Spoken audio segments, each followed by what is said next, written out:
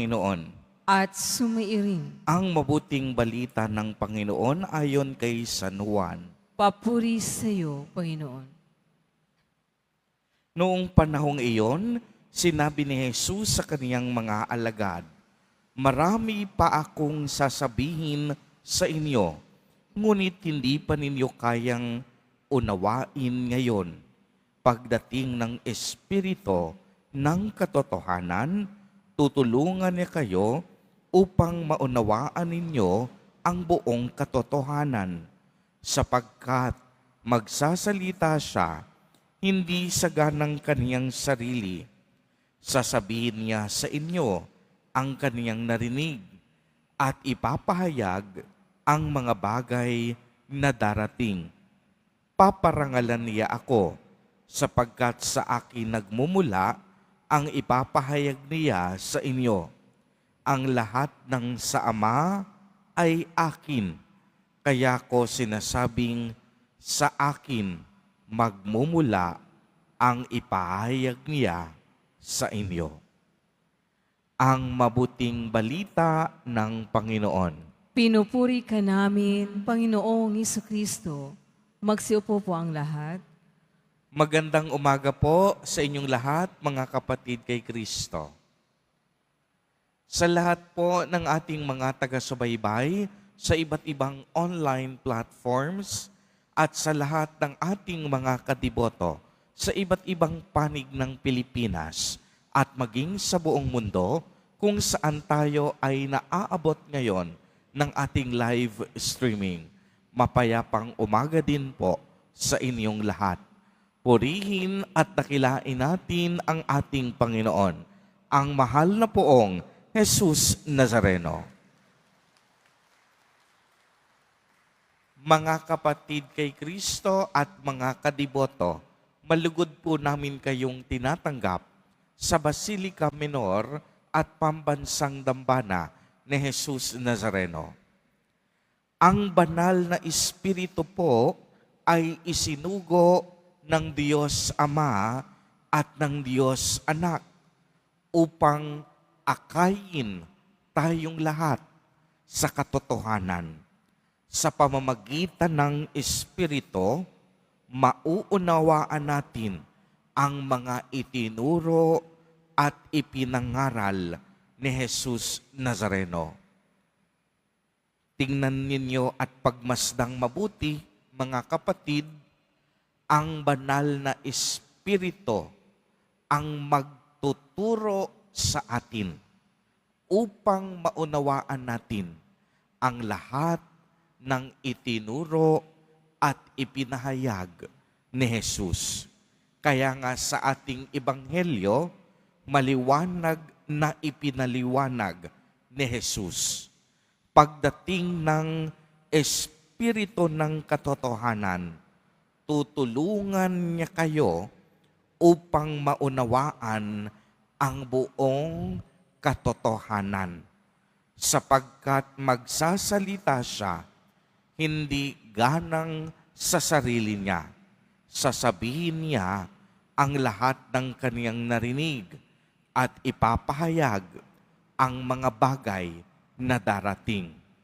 Mga kapatid kay Kristo, tunay nga pong ang banal na Espiritu ay nagpapatotoo tungkol kay Jesus Nazareno upang sa gayon ilapit ang tao sa Diyos. Sa ating kapanahunan, pinipigil din ng banal na Espiritu ang kasalanan at nakikipaglaban sa kapangyarihan ng kadiliman sa sanlibutan. Isa pa sa mahalagang tungkulin ng Espiritu Santo ay ang pagbibigay ng karunungan sa mga taong may pananalig at sumasampalataya sa Diyos upang lubos na maunawaan ang pagkadiyos ng Diyos. Dahil dito, sinasaliksik ng Espiritu ang lahat ng bagay, maging ang pinakamalalim na bagay na may kinalaman sa Diyos.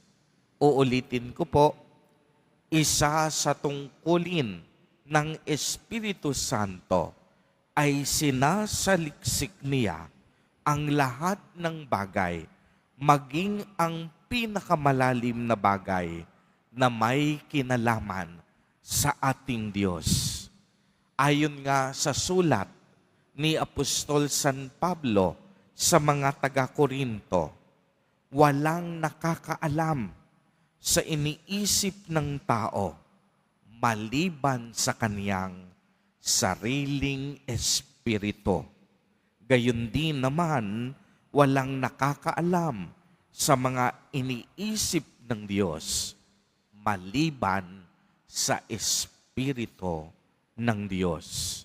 Ang mga mananampalataya ay binigyan ng kaloob ng Espiritu Santo upang mabatid natin ang kalooban ng Diyos. Ibig sabihin, ang Espiritu ay tumutulong sa atin upang tayo ay magkaroon ng tamang pangunawa. Kaya palagiin po natin sanang maging gawain ang nagdarasal sa banal na Espiritu Santo at magpasalamat tayo sa Diyos sa pagsusugo ng kaniyang Espiritu na nagbibigay liwanag at tanglaw sa ating lahat. Mga kapatid kay Kristo, tunay nga pong nakakapagpabago ng puso at kalooban ang banal na Espiritu. Hindi lamang ito iniwan ni Jesus Nazareno para sa mga apostol, kung hindi maging sa bawat isa sa atin upang ating maging gabay, patnubay at tagapaghatid ng katotohanan. Manalangin tayong lagi sa Espiritu ng Diyos upang sa araw-araw ng ating buhay, tanglawan niya ang ating maduming kaisipan at naway liwanagan niya ang ating magulong disposisyon sa buhay. Amen. Purihin at dakilain natin ang ating Panginoon, ang mahal na poong Jesus Nazareno.